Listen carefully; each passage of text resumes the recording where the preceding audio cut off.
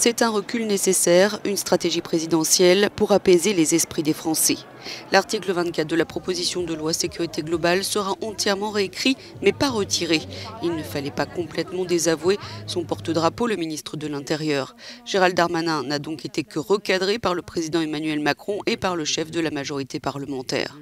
Entendu lundi soir pendant plus de 2 heures par la commission des lois de l'Assemblée nationale, Gérald Darmanin a semblé jouer l'apaisement.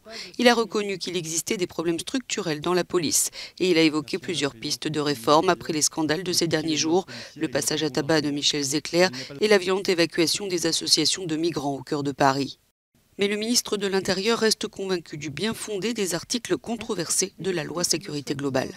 Ce qui est ma conviction profonde et qui est ce que pense le gouvernement, c'est que nous devons absolument garder ce qui fait la naissance, me semble-t-il, de la protection souhaitée par les parlementaires et par le gouvernement, c'est la protection des policiers et des gendarmes dans le cadre des opérations de police.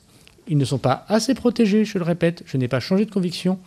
Et la protection des policiers et la protection de la liberté de la presse ne sont pas en concurrence, mais en complémentarité. Il n'y a pas une victoire de l'un contre l'autre, et il n'y a surtout pas une victoire de l'un sans l'autre. La pression politique n'avait cessé de monter après un week-end de manifestations qui ont parfois été violentes, notamment à Paris. Le texte de loi est conspué par la gauche, les journalistes et les défenseurs des libertés publiques. Certains ont même réclamé la démission du ministre de l'Intérieur, mais rien de tel ne se profile. Envers et contre tout, la majorité gouvernementale a réitéré son soutien aux premiers flics de France.